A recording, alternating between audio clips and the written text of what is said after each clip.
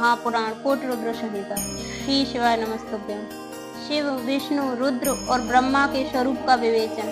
ऋषियों ने पूछा, शिव कौन है, विष्णु कौन है और रुद्र कौन है और ब्रह्मा कौन है, इन सब में निर्गुण कौन है? हमारे इस संदेह का आप निवारण कीजिए। सूत जी ने कहा, महर्षियों, वेद और वेदांत के विद्वान ऐसा मानते हैं कि निर्गुण परमात्मा से सर्वप्रथम जो सगुण रूप प्रकट हुआ उसी का नाम शिव है।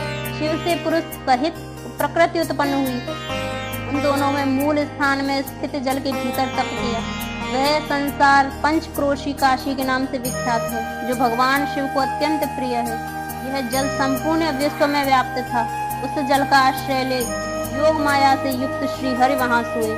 नार अर्थात जल को अयन निवास स्थान बनाने के कारण फिर नारायण नाम से प्रसिद्ध हुए और प्रकृति नारायणी कहलाई। नारायण के नाभ कमल से जिनकी उत्पत्ति हुई वे ब्रह्मा कहलाते हैं। ब्रह्मा ने तपस्या करके जिनका साक्षात्कार किया उन्हें विष्णु कहा गया है। ब्रह्मा और विष्णु के विवाद को शांत करने के लिए निर्गुण शिव ने जो रूप प्रकट किया उसका नाम महादेव है। उन्होंने कहा, मैं शंभु ब्रह्मा जी के ललाट से प्रकट होऊंगा।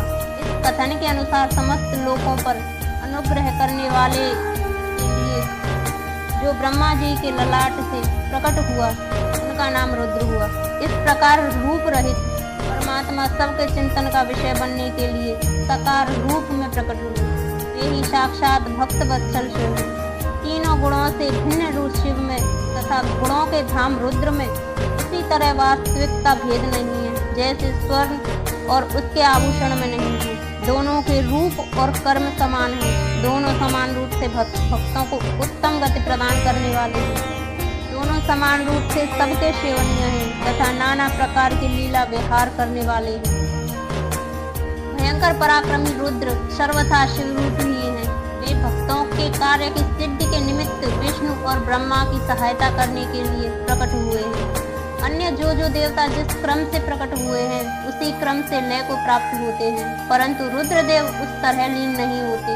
उनका साक्षात शिव में ही लय होता है। ये प्राकृत प्राणी रुद्र में मिलकर ही लय को प्राप्त होते हैं, परंतु रुद्र इनमें से मिलकर लय को नहीं प्राप्त होते। यह भगवती श्रुतिका का उपदेश है।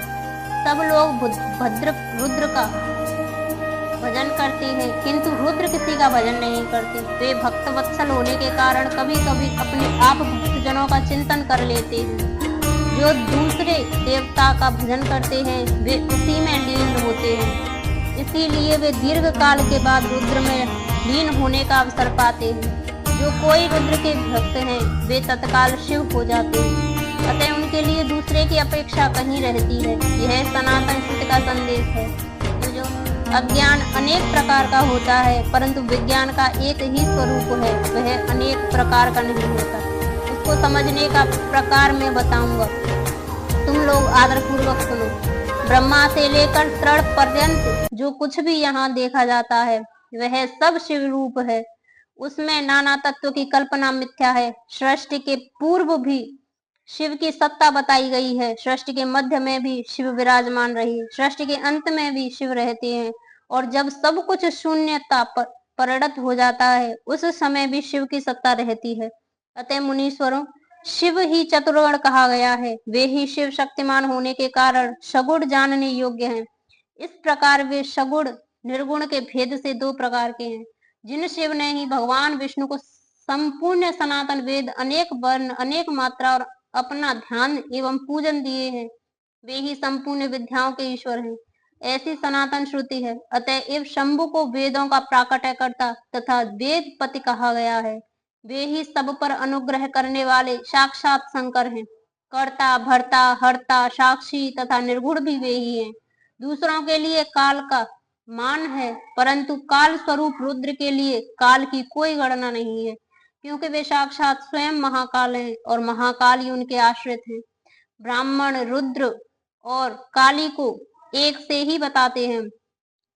उन दोनों ने सत्य लीला करने वाली अपनी इच्छा से ही सब कुछ प्राप्त किया है। शिव का कोई उत्पादक नहीं है, उनका कोई पालक और संहारक भी नहीं है। वे स्वयं सबके हेतु हैं। एक होकर भी अनेकता को प्राप्त हो सकते हैं और अनेक होकर भी एकता को। एक ही बीज बाहर होकर वृक्ष और फल आदि के रूप में परिणित होता हुआ पुनः बीज भाव को प्राप्त हो जाता है। इस प्रकार शिव रूपी महेश्वर स्वयं एक से अनेक होने में केतु हैं।